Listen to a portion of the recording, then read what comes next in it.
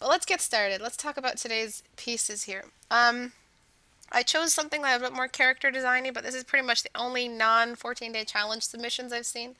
A lot of people are trying them, and I salute you guys. I hope you guys finish and graduate for 14 days of portraiture. And always post them to the community, by the way. But let's get started. This design here, it's a little low res, but what's happened is we have different units suggesting different kinds of body types. So when you design, I'm so sorry, I just misclicked. When you design a character, you have to make sure the body type is consistent. So what we're seeing here is pretty much like a 14-year-old's body, 18-year-old's body, really, really thin. And maybe you're referencing your own body. And then we see the nose type and the brow type, something a little bit older than that, a little bit more bulky. So something that I feel like should be reaching out somewhere here. Of course, not in this fat level, but I feel like the armor at least should reach somewhere a little bit more in the, ahead of him. He should look like he can carry this massive axe. It's all about, or whatever this is, this scythe. It's all about this weapon here, and the fact that the character doesn't really look like he can hold it up. It looks like it's made of styrofoam. So that's why it's so easy for him to go on into his Hellenic lean and then still be able to sustain this massive object, which seems to be floating as well. It doesn't really reach the ground. These types of things are two-handed weapons, so we need to see that, this hand that's got nothing to do in the image, pretty much just a bored hand. You need to start involving it in this weapon right here. I think it would be much cooler if we had seen the scythe a little bit between both his hands. That way you'll get that bend that you want um, off his hands, and then he'll be holding the weapon. And it'll frame his face instead of cutting in. I mean, you are kind of doing the spiral here. Still not used to this tablet. But it'll be nice if you started it from the corner, carried it through, still getting used to this tablet, and then finishing it off with this hand. So this hand here would need detail. This hand here would need detail. So I'm gonna pretty much outline all the areas that should have been detailed.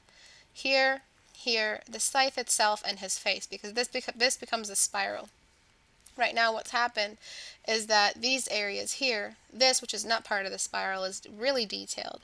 His face structure is a little bit mature on a really, really thin body that doesn't feel like it can carry this. So this little thing here, it's an excessive amount of armor. It doesn't seem like armor that's very practical for his job type. He seems like it's the body type of someone who avoids battle or avoids kind of melee kind of battle. Kind of like an archer's body or someone a little bit more agile, like a jumper or an assassin's body. But when you're talking about a big heavyweight Garen kind of character, or Kratos kind of character, I guess you have to make them seem like they have the upper body strength to support this kind of weapon. These are the kind of character design things that these kinds of challenges prepare you for. The next character design challenge is going to be the warrior. I've already decided on. I'm not going to run a poll. I might run a poll between the different kinds of warriors, so different kinds of weapons. I'm going to give you a little bit more restrictions this time because the last challenge was a little bit the villain was a little bit diverse, so you guys could pretty much do anything you wanted. But this next one is going to be a lot more strict. And it's probably going to come with a reward. Hopefully it's going to come with a contest reward, probably a money reward, like $100 or a tablet or something that someone might want. But I'm definitely going to be adding a reward for this next one. I'll be announcing it and giving a little bit more specifics and working out the debrief file that I'll be sending out. But this big, massive upper body strength is one big aspect of thinking about your character. It's not just about putting props together and hoping that we read this. It just looks like someone who's, I'm sorry, but someone who's cosplaying. A big Titan kind of guy. You need someone. Successful cosplays is when you have the body type for that cosplay. That's the number one rule when a cosplay looks good. It's because the person can pull it off. They have the body type for it. Not everybody can go to like a Comic-Con or something dressed up as Kratos, and they weigh 100 pounds. You have to weigh like 250 pounds and have like massive upper body strength to pull off a Kratos cosplay. This is because the body type plays a massive role in the character design. So that's something I recommend you rework. It'll definitely read to us a little bit better. I recommend a chest protrusion or chest altitude somewhere up here. a little bit more involvement with this massive heavy armor. So typically if you've ever played any of these games, how they work is the armor starts off between leather, some sort of cloth, leather, and then the biggest tier is just the steel or whatever kind of armor it is, some sort of heavy iron armor. I don't know what it is. But that's the heavyweight armor. You have to be able to pull that off and carry it around. I recommend for this kind of character looking up a nice leather side shoulder strap. Let me look one up for you. Leather shoulder armor, one-sided. It's some really, really cool stuff that people are designing on their own. And it seems like this his role or his job is that kind that can sustain this kind of weight. This is very, very lightweight, but it's also some great armor. You can't cut through it. So this kind of seems like the thing that this person would wear. But as for something that this weighty right here, something like this is what it looks like he's wearing, and it doesn't seem like this. This is kind of like a long sword, head-to-head kind of armor. And if you want to pull this kind of body off, the armor itself comes with a body type of its own. It's like formed around a body that is really, really big on the upper regions. Massive upper body strength is what you need to sustain this kind of armor. So that was the biggest thing. I didn't really read it. It didn't really feel like the character's role was there. It's got a very, very thin chest. But the way you rendered everything looks beautiful. I love the way you rendered this belt. This is some high quality rendering right here. Beautiful, beautiful tones. The last thing would be the skin tone that you have. If we're seeing the brown of this skin tone, we can see the brown of his skin. This is if he's brown. If he's a purple character, then we wouldn't be seeing that. But let's talk about his nose. His nose is a little bit too large, especially considering his body type. I mean, you can have a nose that big, but we're always painting the Ken doll, whether we know it or not, whether we want to or not. We're painting a Ken doll. So, show transform. And just a little bit to reflect his body type, how slender he is, how sort of effeminate he might be. I'm just going to be painting in a more kind of delicate feature. So this goes in because the socket is a depression. So the socket goes in like this. So this bit right here just bulges right in. And now it feels like this is a little bit more balanced to face, and I'll show you how the face looked like before. It's just a little bit too big. The nose was I painted over it. The nose was just a little bit too big. Let me delete this thing. Alright, you can go under. Alright, so before, after. Just a little bit more to his age. The older we get, the bigger the nose gets. So when we throw the nose to be that large, we're suggesting like a big brute kind of body type. Because we're pretty much painting the ogre. The thinner the man, typically the more effeminate you design him. Unless it's some sort of deliberate kind of death look to the character. Basically, you don't paint and you don't design characters for games and movies the way you draw people normally. This is a whole other ballgame. The genetics of these character designs is like super beauty or super ugly. There's no middle ground. Because you're designing a story, you want to tell the story of heroes and the story of an epic, the roles of the epics. And usually when we're talking about big guns, heroes, we're talking about beautiful people. And we always want to beautify, pictures of Zeus, pictures of Jesus, all these fantasy characters. You can just call them fantasy characters for now. But we always want to beautify them because we're pushing their epic, their legend. When we're designing any kind of character, we're always designing the hero or the protagonist or the villain. We always want to exaggerate their features. If they're beautiful, make them godlike beauty. So there's none of that organic patterns in character design. You're going to find yourself hired to paint some really unrealistic beauty standards. And that's what, that our practice is a vain one. Or it promotes vanities. So before, after. Just a little bit more delicacy to the cheekbones. His cheekbones seem to be sunken in. So I gave them a little bit more altitude, if you guys can see these differences. Whoa. Stupid double click. But as for the lip, the way you design the lip is so beautiful. I just have to extend this shadow out here so it feels like the lip extends and wraps around the body. I mean the body of the head, like the full shape.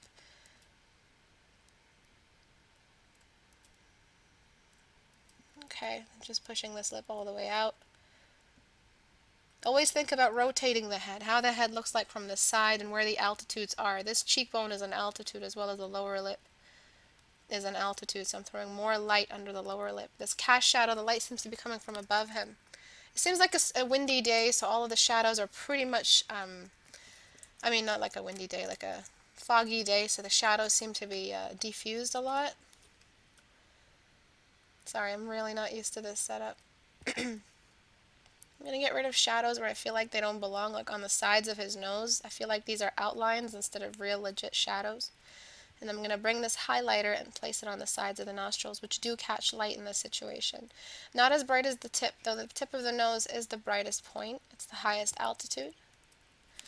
But before, after. Let's see what everyone's saying. Well, I usually like to paint the whole body for like concept stuff. Don't take it personally, Johannes, but I didn't either. But our critiques usually have a certain something about them and brings them together. Yours and mine may have just not been fit for what she wants to teach. I'm not sure what everyone's saying.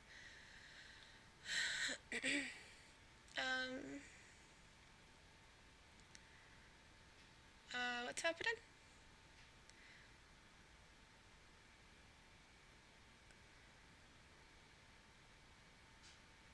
Yes, the villain is next week. What happened with Johannes?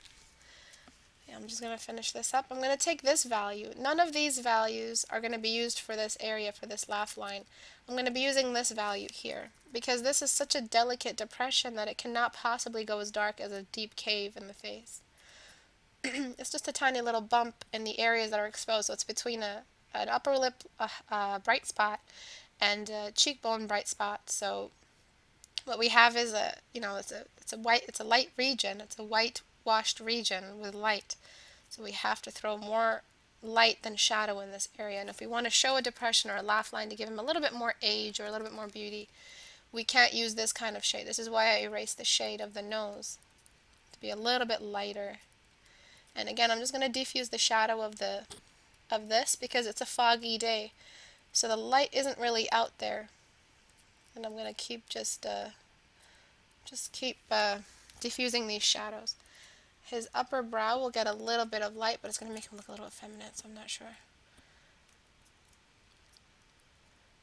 I'm going to lower the arc of his brow. It's making him look a little bit effeminate. Remember that the day we were doing critiques for between male and female faces, what I said was a male face, if you really want to push the masculine, do not give them an arc of the brow. It's a very feminine thing, and it's expressing too much. Women really just pluck their brows, and sometimes they have a bit of a higher cheekbone than men. A bit of an outline here at the edge. Erase that. You don't need any outlines. Just create a nice sharp edge, and that's all you need. Make him a little bit more stern. But yeah, careful with these brow bones. Can anyone explain why an arch in the brow is effeminate? So it doesn't look like he's wearing makeup. I'm going to lighten the lower bit of his eye right along here. And just a little bit of light above. So this is not going to make him look effeminate because there's no arch. If it was an arch and light under the brow, that's when it starts looking like a beauty signature for women. If you ever watched a makeup video, they spend so much time framing the eyes with the brows before they actually get into the actual eyeshadow. It's because the brows play a big role in getting that cat eye look. And you don't want to paint every male you have with a cat eye look. I'm also going to darken anywhere around down here. And constantly trying to reinforce his body type. I do recommend you rework the shoulder armor if you want to stick to this body type. The body type is the least rendered thing here. The body armor is the least rendered thing. So I recommend making the choice for making his upper body a little bit more bulky. So I'll show you different options. So there's this option, making his face a little bit more delicate, a little bit younger, a little bit more to his role. Or,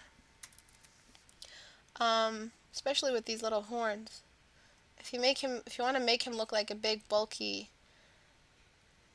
like a axe wielder kind of body type, you got to make those horns look a little bit more like a grown ram instead of a teenage ram. So I'm shrinking his head to make his body seem a little bigger. That's pretty much why I'm doing that. Is it bad to create that kind of brow when you're aiming for the character to be effeminate? No, this is exactly what you do if you want to make a more effeminate male character. You bring in female signatures of beauty. You bring in the eyeshadow. Write this down if you really want to paint that pretty looking dude. So the eyeshadow, the brow arch, there's a lot more. The lip liner. So there's a lot of the, over outlined lips that are a little more red, blush. You want to keep the bone structure male, or else you're just going to be painting a girl. The bone structure for males is pretty much low cheekbones, really strong brow bone, kind of like the Neanderthal brow, really, really defined jawline. As long as you keep those in, but throw in those makeup signatures, you'll get an effeminate looking male. And make sure the nose is not large and the eyes are still big and the lips are still less wide than the width of the eyes, or between the eyes. That'll also make him look a little bit more effeminate. This is to answer the question. This is not for this critique. This is to answer the question in the chat. So let's take a look at what shrinking the head did for the body type. Come on, Photoshop. Alright, so this is what you had before. And no, 110? Nope, 140. No, not 1040. 140. Damn it! 140. No. Okay. So before, after. So his body looks a little bit more bulky. It looks like he can actually wield this. It looks like he's got a lot of weight up here. A lot of bodybuilder.com kind of body. But here, when you make the head bigger, the way to make a child, or to make someone that looks prepubescent, you want to make the head bigger. Usually it's no longer an 8 head, it's like a 7.5 head length for the body. But if you want to make them look full grown, it's a full 8 heads, and you want to increase the width of the chest. Now it looks like he's really sporting these heavy armors. I do recommend fixing this, this kind of putting your hand on your waist. It's not really a warrior's role. I feel like there's a lot of like a suggestion of a effeminate kind of pose that you don't want to give your character who looks like a big brute that cuts people in half. You want to give every unit of his body a role to play in that cutting people in half role that he plays in his life. So two-handed weapon, basically give this hand a role. This hand shouldn't just be on his waist just for that. Give his hand a role in this entire composition. And don't forget about that spiral. So there's that option, and if you want to keep his body type this way, there's this option, making his nose a little smaller, making him look a little bit more delicate, let's say. And probably getting rid of this axe and replacing it with a bow. I really feel like once you replace it with a bow or something a little bit more lightweight, it'll really make sense to his character a little bit better, maybe a hood or something like that. Any questions? Alright, let's see what gel triangles. Evil characters usually sneak that symbolism into high arch eyebrows. Except my fiance is kind of lankier with a beard. I saw some male characters having very arched brows, especially bad guys. Am I wrong? No.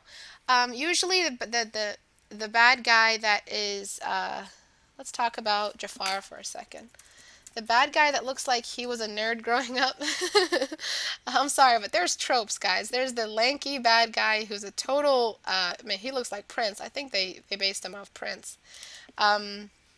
He's got that arch, but it's not really an arch. I don't see it as an arch. He still has that overshadowed skull look, which I talked about before. A bad guy usually, there's some sort of skull influence. They actually have the 2 sockets, and a really wide mouth. So they've got lots of ogre going on. His whole mouth is the width of his mouth, of his eyes, and his nose is huge. This is a lot of ogre, don't get me wrong, but sometimes bringing in that skinny, effeminate, high cheekbone is an accident caused by the influence of the skull. So when he's expressing himself, yeah, he has this kind of like a I don't know how to describe it, like an auntie kind of look. I don't know if you're brown or grew up Middle Eastern, but you'll know what I mean when I say that auntie look, that 45-year-old auntie that wants to look like she's 25 and she overdraws her eyebrows. But this, I think, was an accident. It was just a way to make him look more life, you know, lacking, a little bit more devilish. But yeah, a lot of the Prince influence is here because he's got a sassy character to him. So when you want to bring that diva, he's a big diva. Jafar is a big diva, and the way they designed him is by bringing in some signatures of being effeminate. And one of those things, of course, was his long, lanky body, and he's kind of a nerd, you know? He spent a lot of time looking at books. And those eyebrows. I think that's what really made his character look really cool. If they had made him look more of a brute, and made his eyebrows a little smaller, he would have looked, or a little bit closer to his eyes, he would have looked a little bit more like a Neanderthal. And a Neanderthal bad guy, what's a good example of a Neanderthal? I love Disney character design because it's just so thorough. This guy actually was a pretty brutish guy. He had that Neanderthal brow right here. Really, really close to his eyes. He looked like basically, well, he was Mongolian. He looked like, you ever watched that one movie, Night at the Museum? Those, oh my god, what are they called? There were those Mongolian barbarians. I think that's what they based, well, he is a Mongolian, but I think they kind of based it off the Neanderthals, like a consistent look. And that's when the eyebrows were really close. And when he got all sassy and started talking, that's when we saw his eyebrows moving. And he was the biggest fucking diva ever. So it's the eyebrow plays a big role in how masculine the masculine is. So before, head's a bit big, body's a little bit thin, especially for his role. And then after, it kind of seems like he's a full-grown, kind of seasoned veteran kind of body type. He's ready. He's wielded this thing before. He eats like a warrior, so he's got the body mass. And then after, I think what we need to do is just either choose between this one or this one. I'm going to save this as a PSD in case you want it, because those are two files. I mean, those are two versions. Let's talk a little bit about this girl, but let me take a look at the comments before that. More comments below.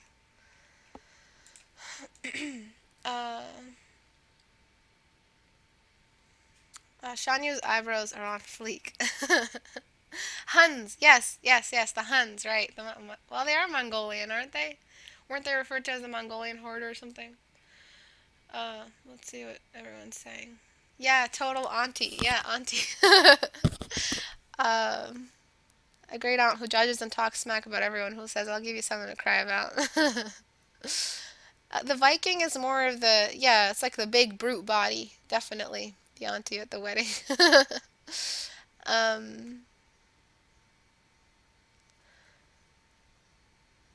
I asked my prior question because I did base my character from some tropes, a lot of which seem a bit effeminate. I'm not sure I know which one yours is. If I could see yours, maybe you could tell me where to find it, Kalathra. Yeah, Jafar is the best.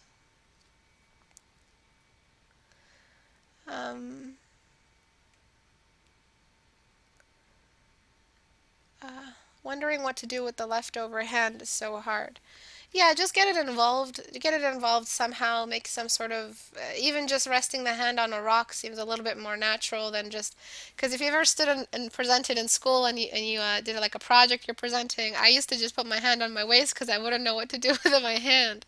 So when you have that awkward pose, it's like you are there, that character, you don't know how to pose him, and you did the next best thing that you know to do when you're on stage, which is to put your hands on your waist. And it's the most awkward pose ever because it looks like you don't know what to do with your hands. It looks like you didn't know what to do with the hands of your character. So it's give the hand a roll because it's not just going to sit there. You're putting a frame and you're spending hours around this character.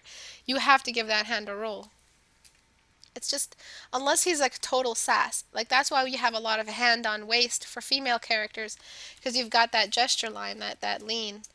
Um, when you've got this kind of gesture line, and then the hand is on the waist because the whole body is leaning on one side, and then she's like some sort of Catwoman assassin type of thing. Then because everything is leaning on this side, she's got her hand resting on it. It feels a little more natural than if the body's straight, and then you're just resting the hand. It looked like you didn't know what to do with the body and the hand. And that body was straight that we looked at. Does anyone have any questions? Any questions about what we just looked at?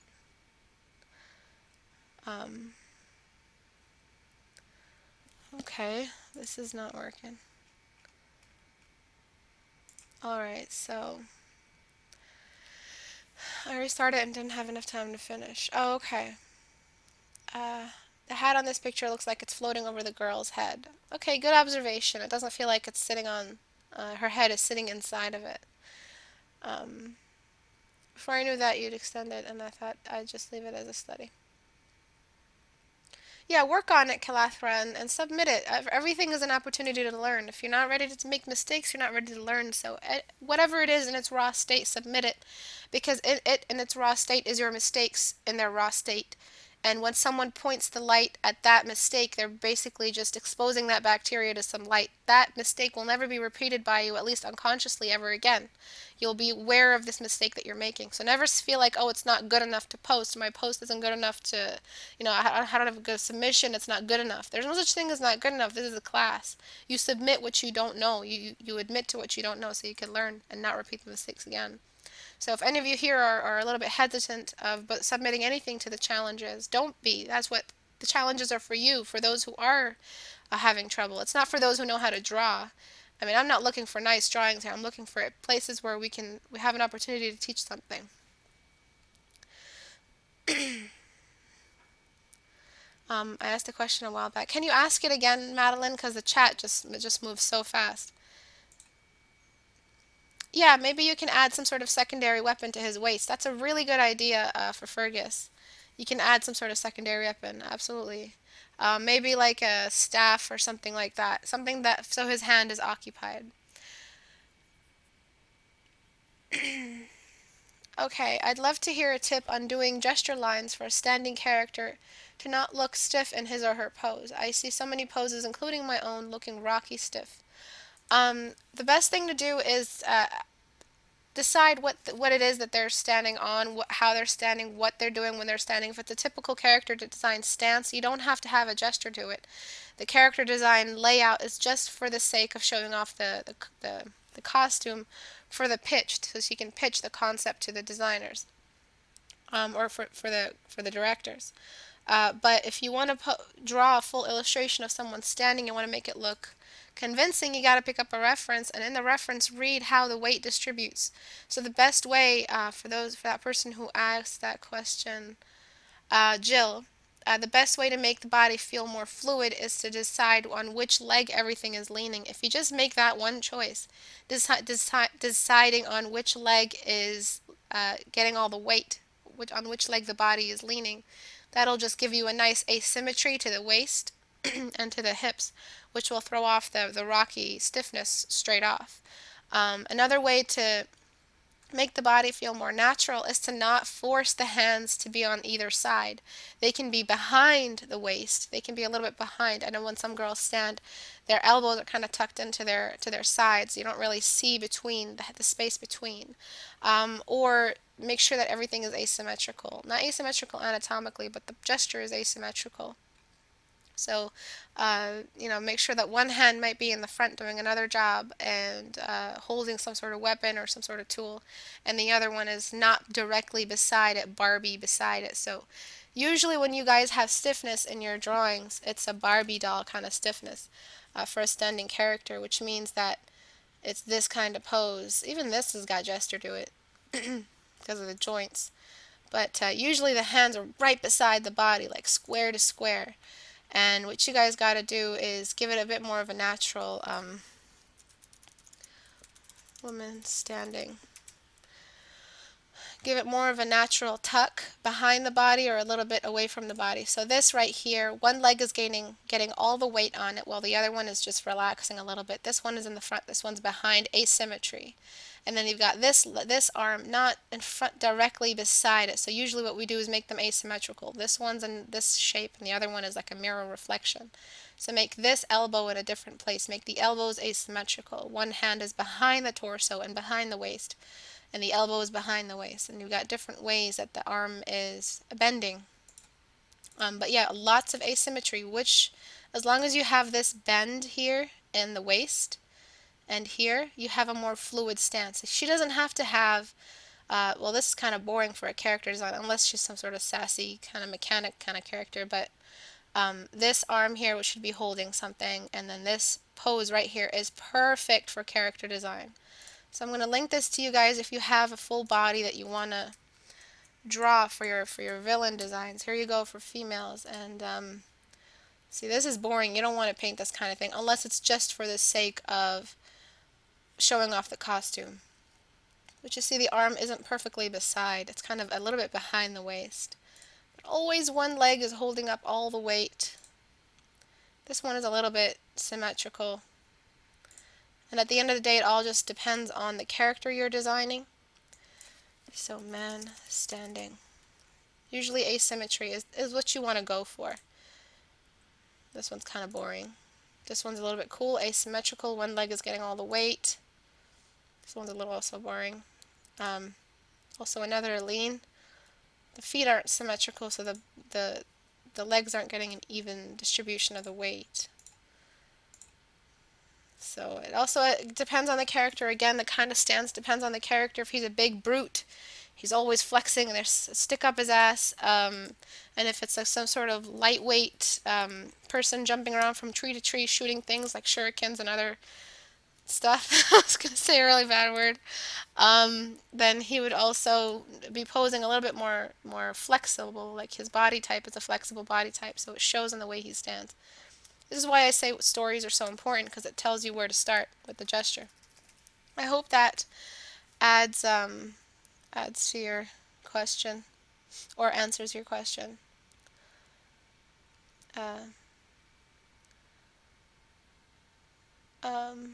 Fluidity. It needs fluidity. Whatever. I use that word whether or not it's a word. I need that word to be a real word. Fluidity is a great word. Fluidness does not work the same.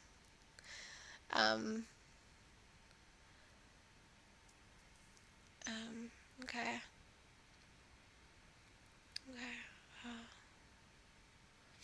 Istebrak.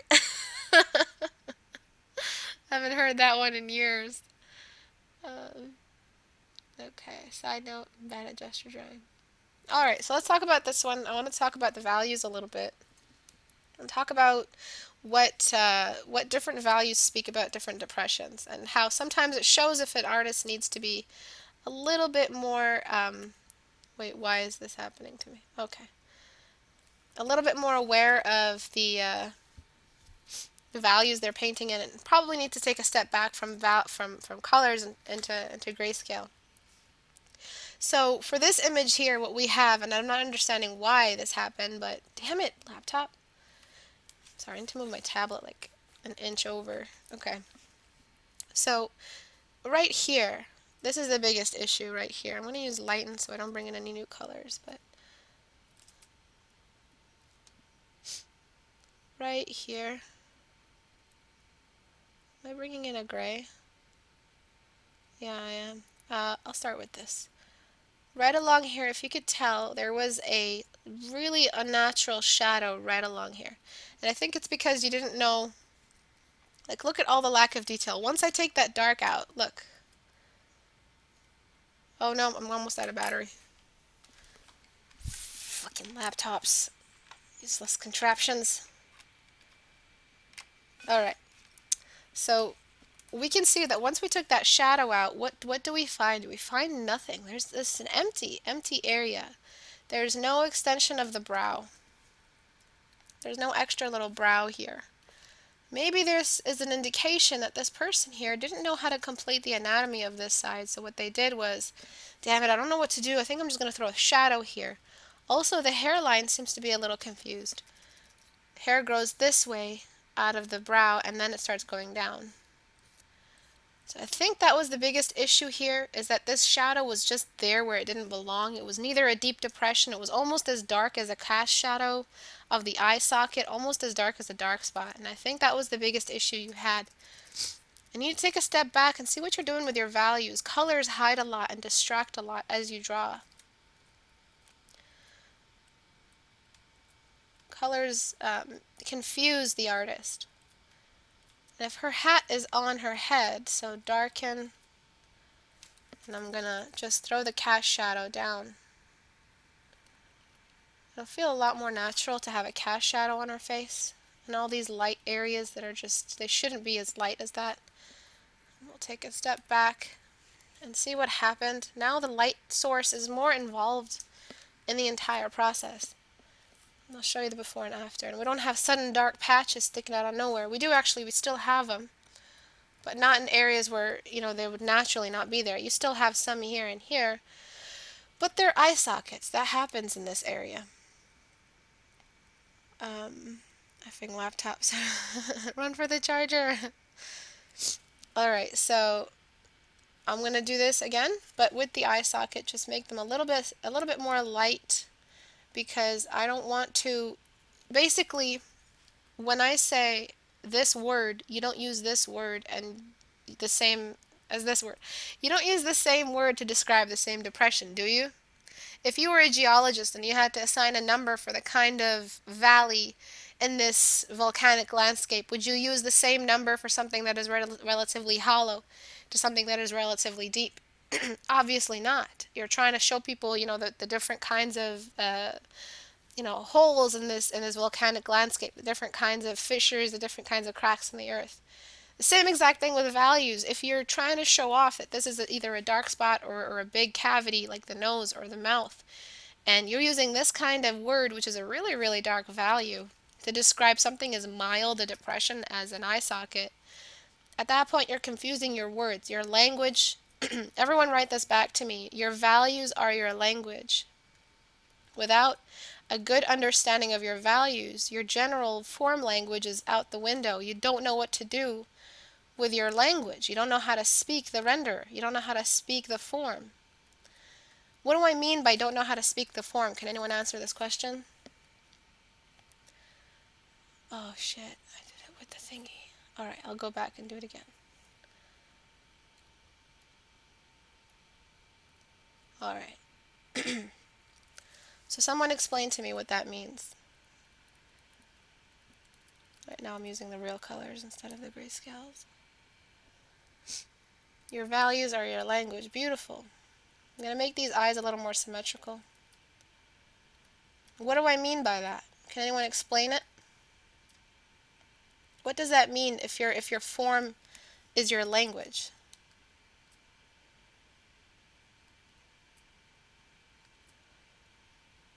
So I'm just going to start the eyebrows a little sooner. It doesn't probably properly represent what you're trying to portray. Explain. Establishing form by using values is a type of sculpting. Not the word I'm looking for. Or the words.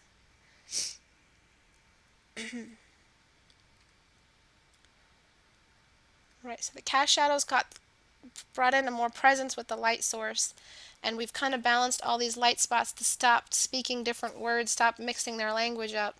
And now we'll run it through the value test again. Lo and behold, this face is starting to make a little bit more sense to its value range.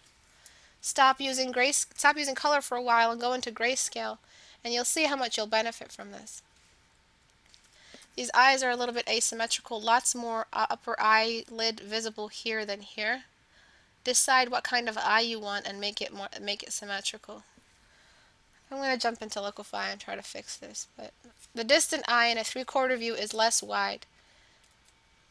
less wide. And I'm going to shrink this one because it's too big. Nope. I'm also going to give this a Barbie doll look because this is, like, unless you want to paint an organic pattern, but you want these cheekbones. You want them. Trust me. In your character design, you're designing all divas. Go look at all of the character designs for the League of Legends characters. You'll find they all have the same skeletal structure. You don't mess around with that because that's a trope, a beauty trope. You want to paint the Barbie doll, give her all kinds of armor, give her different roles, give her different jobs in the storyboard, but you're drawing heroes, you're drawing legends, so you have to beautify them. You're drawing epics, characters of epics. When someone draws Achilles, do they draw them with like a, like a, I mean, no offense to anyone who has no teeth, but do you draw him without any teeth? No, he's Achilles. He's supposedly the most beautiful, most strong warrior.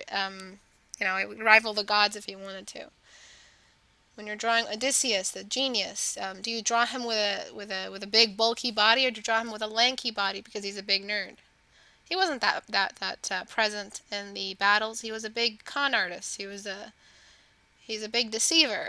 They call him I think he's a deceiver, a piece of shit. But you have to follow the trope. If you're drawing a beautiful, temptress kind of warrior, which is what Caitlyn is, or every other League of Legends champion is a pinup of some sort of femme fatale, you're going to want to give her some cheekbones, trust me.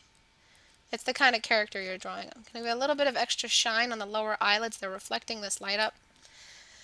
I'm going to sharpen what Liquify distorted. And we'll look at a before and after. You want a little bit more of a dark brow. Thinning brows are a sign of age. And that arch that I talk about. That arch is really important. Maybe to give her a little bit more expression, throw that arch a little higher. Like that. But let's see what everyone's saying. You aren't sculpting. Establishing the form of values is type of sculpting. You're using values to represent depth. It has no function. Form equals shape. Values communicate form. Good. Good start. Convince the viewer they're looking at a 3D form. Function is usually the answer. No, it's not. Except for his heel, they couldn't change anyone. What size canvas should it be? But what I'm trying to explain is when we are looking at a value of a form, values of a form, they become relative to each other. Once you choose, that's the word I was looking for. They're relative to each other. When you're sculpting, you're depending on your language, and your words in that language are relative to each other. Once you choose how dark you want to go, that dark you want to go is nothing's going to go darker than that, because that dark you want to go is how deep you want to go. That's the deepest that form can ever go. The deepest crevice. The bones of the eye sockets they're not the same kind of depression as the depression of the cheekbones right here. No, it's not the same. This is why you don't confuse your words. This is why we work in grayscale, so we can grow an understanding of what happens with our form language on the grayscale level. We have to look out for what happens to our values on the grayscale level. Everyone write this back to me. So when we look at the before and after in a second, you'll see what happened. You'll see what was causing that disruption. It was the fact that you're using a word for this area, which is a very mild depression, compared to the eye sockets, which have severe depression. Istebrak making me feel stupid for not thinking of the words she wanted. Yeah, I feel stupid. I'm joking. I think there'd be a little bit more visibility here. The shoulder.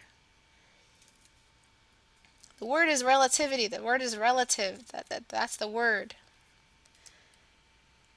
Let me look one more time to review what's happening with this character. The gesture is also stiff. Look what we found. Look what we found. We found the same arm again. And when you don't know what to do with the hand, do not do this.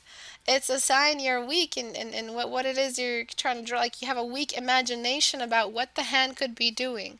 Give her a little staff. She's a sassy bitch, with too much range. Give her give her like a staff, or I don't know. Look at her character. What does her hand usually do when they stand up? Try to make it feel natural. Maybe she has that, that strong, powerful kind of just arm hang. And then she's got her little gauntlet or whatever the fuck it is she wears. Fucking OP bitch. Sorry. So she's probably standing like that, and this whole area here is just, you know, just empty. Now you've got some breathing room instead of a clustered figure. So I recommend this hand gesture because that's what I do when I'm holding up a box on my shoulder. My other hand is just chilling. It's not on my waist. Alright, so back. This feels like a more natural pose. What the hell, Photoshop? Chill out. Alright. And the hat. Ugh, I hate her hat. God, why'd they give her that hat? It's a nice hat like that you drew, but the design was so ridiculous. Like the Mad Hatter hat. The hat could be a little bit less high. I think her hat is a little bit shorter than this in the game. But yeah, what's everyone saying? Her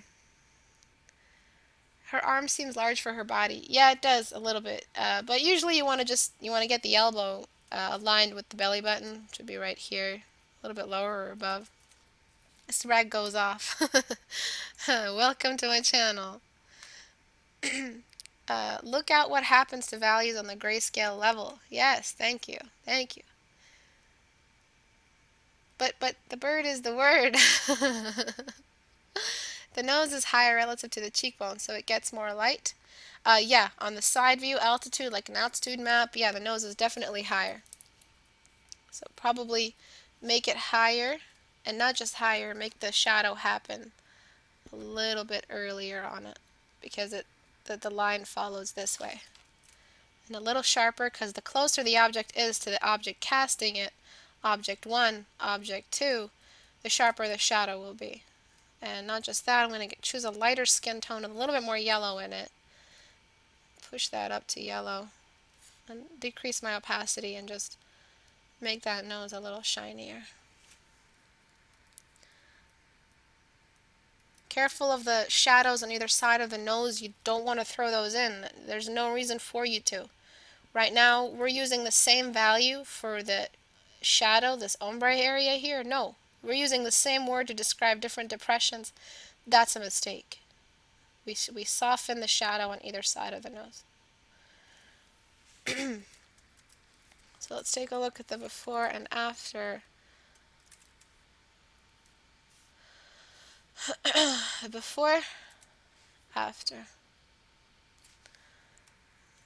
So one of the eyes was a little bit bigger than it should have been. It was leaking off to the side. And let me do a comparison of the value before and after. The grayscales. Color. Before. After. Look at that. A shadow that didn't belong there is just hovering there. As a result, and I see that as a symptom. When I'm diagnosing my students for private tutoring, I look for these symptoms. And these are symptoms of a fear or an anxiety area or something that you didn't know how to shade. Usually we just bring in some black and just throw that in there. I used to just outline shit that didn't need to be outlined because I was trying to capture my memory symbol of it instead of actually looking at a reference and reading the form in the reference. These are mistakes that should be avoided. Alright, so I made her look a little bit more feminine, gave her a little bit more of that Barbie doll face. Before you had a bit of a child face to it, and that value didn't belong there. If anything, you can just throw the hair back so you can have that side view, which is also always nice to have a little bit more space here. And connect these two together like that.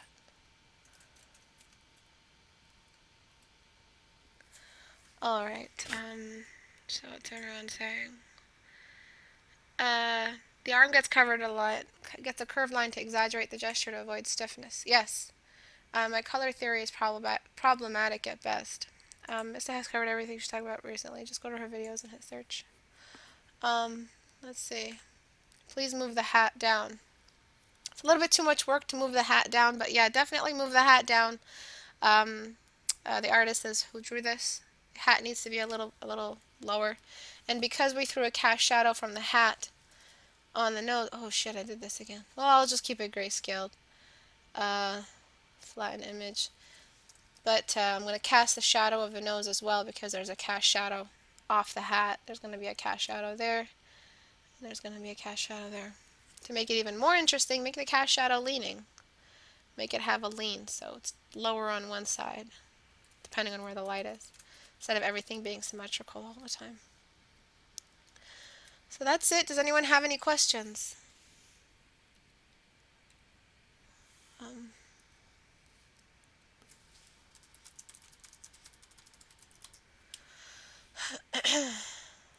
Run. Yes. Next. Yes. Next. Next. Next. Let's see what everyone's saying. It's hard to imagine pieces coming together if you just follow the form. Oh, yeah, I guess, yeah, people have different ways of learning and memorizing stuff. Some people memorize stuff in plates and how they fit, like in pieces. So it depends what kind of, how you think. But you really want to give yourself a, whoa, what happened to my, yeah, but you really want to give yourself a better, at least, language of form, and the grayscale language, and how grayscales vary underneath different kinds of colors. You're going to be an awesome artist if you paint in color without painting in color. Basically, I mean, you're going to paint the color of the value. You're thinking about color as you're drawing it. Isn't that crazy? Like, imagine if you were at the point where you're so good with values. You're painting the values, but you see the color even though it's grayscale. You see what kind of color you want for this. Right now I'm getting like glimpses of my value colors. But I can't, like, I look forward to the day when I'm so pro, which will be a while from now, where I'm painting in grayscale, but I know which color I'm painting in. Like, I know the color that sits there, and that's my goal. That's what I'm looking forward to. The laptop is possessed. It's like, bitch, I ain't no PC. What the fuck you doing? Get off me. Stop running open broadcasters. Open broadcasters got a big mouth. I don't have a Avast. I don't have antivirus. Fuck antivirus, okay? I don't need antivirus. Viruses are afraid of me. They don't come near my laptop. Not me. Thanks, Sensei. Describing everything very understandable for me. That's very good, Jill. I'm happy that it's helping you. I just don't know how to start at grayscale. Sketch first. Just think of it like this, Emily. You're never going to have a color level. All you have to do is just choose good values that match each other and make sure that you know what's the darkest value and what's the lightest value you're going to use, and how each of those is dedicated to a different kind of either depression or a hole or an elevation or a high spot. The nose versus the eye sockets versus the dark spots. As long as you remember that your values and your lines are going to have to be erased. So when you do start in grayscale and you start sketching, remember your lines, you have to erase them away. You have to paint over them and create edges. I have a question, but it's related to what I recently posted, so I'll just wait for the community, but I'm excited to work on my villain entry, and I feel good enough about it to post it. What's your question, Kalathar? We have some time. This is why Ista's always sick, because I don't have an antivirus. Yeah, all I need is NyQuil.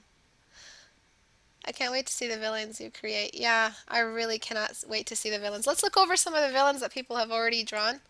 Let's look over some of them. Some of these are fucking awesome. I see them in movies. Like, I see some of these in movies. I'm going to be looking over these, but tell me, are you scared of needles? Damn. That's morbid.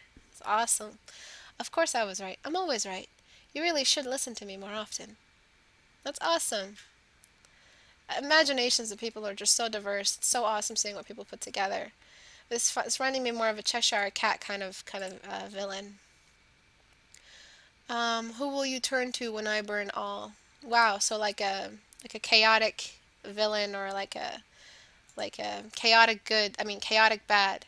Kind of like a horseman. Well, not just because she's a horse. It's kind of like a Punisher, or like a death image. That's awesome. Usually when you have these kinds of villains who are pure death, pure evil, they have very, very little three-dimensionality to them. Three-dimensionality, whatever the word is. Try to always give your villain, bad, worse, and a little good.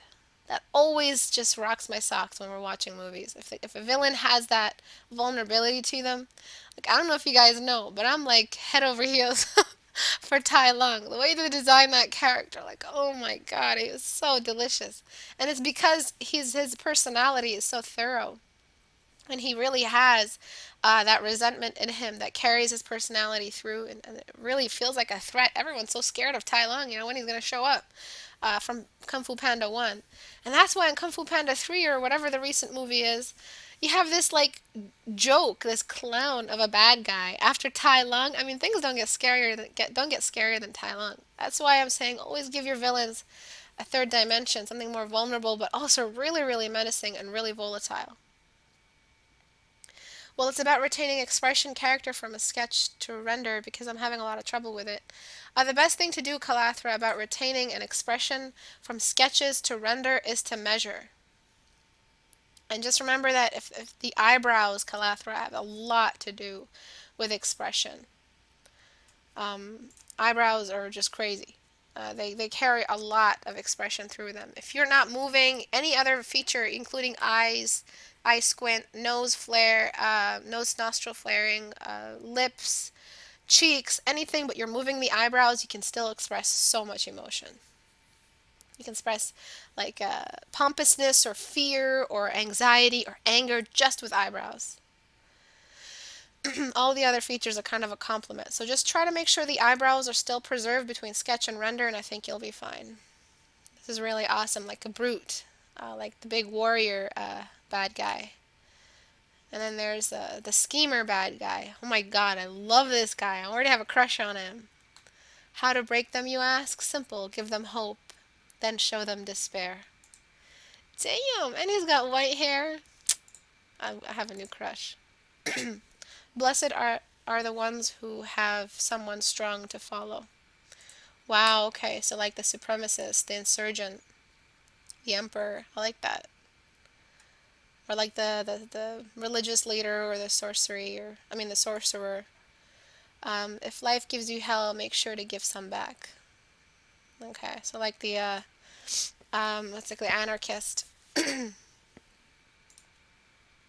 I'd rather be on my good side, which so happens to be beneath me. So good. That is so good. You guys should be hired by Disney or something. Holy fuck. If those motherfuckers just listen to us, the what they call the consumer, fuck man, they would make the best stuff. Like you should be hired. This is something you want to throw into your portfolio. I promise you'll get some attention. That is so good. I couldn't have written that. I'd rather you be on my good side, which happens to be beneath. Oh my god. So this is kind of like probably an insurgent, or probably a betrayer or something like that. So yeah, another one-sided deathbringer, kind of like so far in Game of Thrones, that white guy, that white ghost king of the White Walkers, the Walking White. Yeah, I think they kind of seem like one-dimensional for me. Like I'll really fall in love with them as soon as I realize their personality, what their goal is, where they're going. But I read this, but it really feels like he's just become a deity. So be careful of your villains becoming deities because that's when they're going to start feeling one-dimensional. Okay, guys?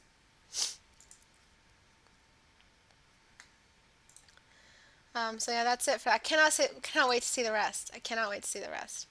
So I'll shut this down and call it a day. Let's launch Portrait Studio. So if any of you have heard about this, thank you for buying it. Thank you for supporting. But Portrait Studio is a program that we've designed to help. Why is it opening in another scene? Alt F4. I don't know why it's opening in another. Yes. Why are you opening in another screen though? This laptop, I'm gonna kill a bitch. Windowed. Okay. So this is a program that we designed that generates references for you. So if you're doing a 14-day challenge, a character design, this pretty much helps you generate references without having to jump into Google. and like looking for references and just grasping at straws, really, which is what this sourced from. It sourced from my anxiety of not having a decent reference. It's also a great place to learn about some really, really accurate light behavior. So cast shadows and how cast shadows happen. Different light sources and how the forms and the facial signatures between male and female in the body, how these signatures change. You also have low poly, high poly, and really, really high poly, or mid poly, I guess, and then high poly values. I mean, models to choose from. You can desaturate, or I mean, you can intensify the shadows or diffuse them. You have rigs for the facial features if you want to change them, and you have